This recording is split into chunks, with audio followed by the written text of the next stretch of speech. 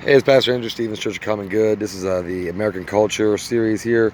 We're doing, we stopped here at Home Depot, pick up some supplies for the road since we're heading out to Death Valley. We're here in Glendora, California, which is near San Dimas. And there is a auxiliary police for Glendora that stopped at what appears to be either abandoned or it's a parked RV at this point in time. I don't know the details on the status of the RV, but there was a cat in the window, so there is a living creature inside the RV. And now the police are coming back, and I'm going to ask them how this interaction came about.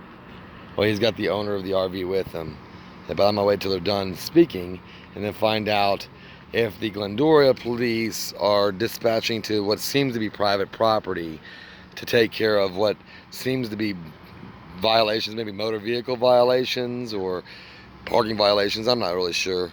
He just passed through the parking lot, stared at his RV, stopped, and is inspecting it. So I'm asking a little about it. How's it doing, officer?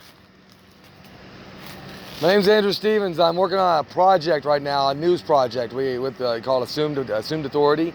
What we're trying to figure out is we noticed that you're a city paid, so you're a public. I'm a volunteer. But you're a volunteer. Okay, I understand. Okay, so but you're you represent the city of Glendora, and our story is about is tax paid servants or public servants working within private property. And this appears to be private property here. So I wanted to ask, and then we do understand that there has to be maintenance of communities. And what we're thinking is that maybe there's been a lot of abandoned vehicles in the area, and the tow companies might have gotten tired of towing them, or maybe it was a high risk. But why the city deals with it? I can't make comment on that. Do you know why the city would come in private property? I'm an auxiliary police officer, and I volunteer my time 6 to 8 hours a week. I mean, did they tell you to go on to private properties and check out RVs? Of course not on the private property. Oh, is this private property here? No, it can't be. Oh, okay. This can't be. Okay. No, because we're checking for I'm checking for parking violations, and I'm writing it's a handicapped parking spot occupied by a vehicle that doesn't belong there. Well, handicap is a different story because, like, all officers anywhere can go on public property to deal with handicapped parking spots. That's an exemption there.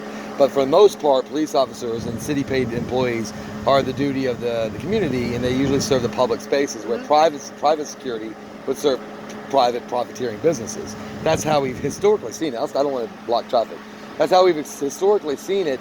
But recently, we've had more data that has showing public servants subsidizing what appears to be subsidizing the security costs of businesses, usually big box stores, which have a high risk of theft from having tangible goods on the shelves. What's your question?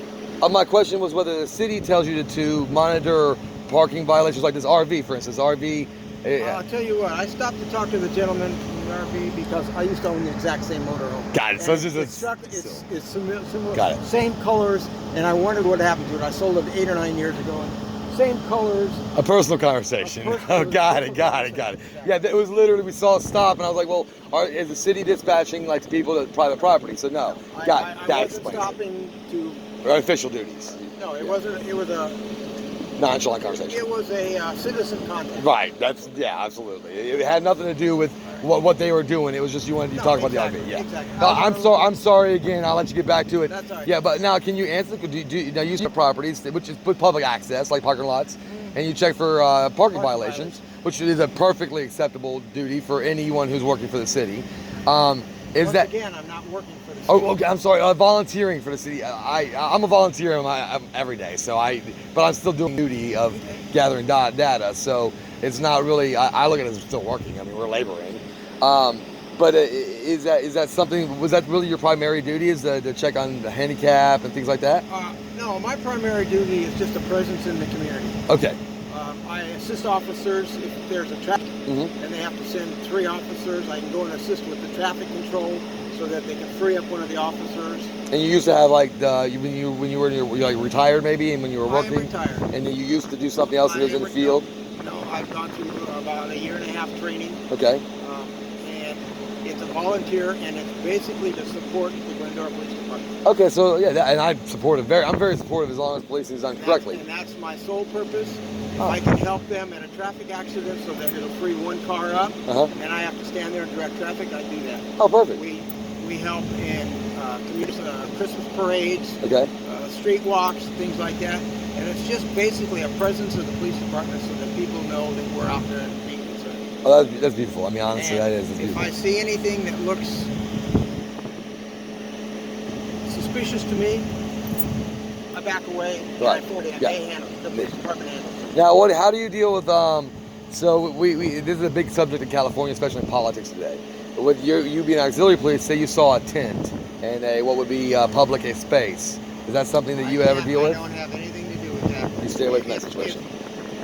If they're not breaking the law, and I don't have the authority to, if they're not breaking the law, the police officers will come and talk to them, check them out. If they're not breaking the law, Are you expected to report homeless encampments? If I see large encampments, I'll report it. They'll send an officer in, and if they're not breaking any laws or they don't have any drugs or anything, they have to walk away from it because they have as much right to the public land as you and I do. Right, but are they doing that just by like when you look at an encampment, you decide that this might be a little distressed camp, and then that might be something the police need to take a look at? Well, it's like by the looks. There's 2 tents and a bunch of people sitting around, I probably wouldn't even call it in. It might be a social gathering. If it's stacked up and crap all over the place. Like hoarding, something that's built up, yeah, gotcha. If they're stealing stuff and they're doing drugs. That's a crime, yeah. I don't do anything. I let the sworn officers come in and assess the situation. They're trained to do that. It's beautiful. That's wonderful, and I appreciate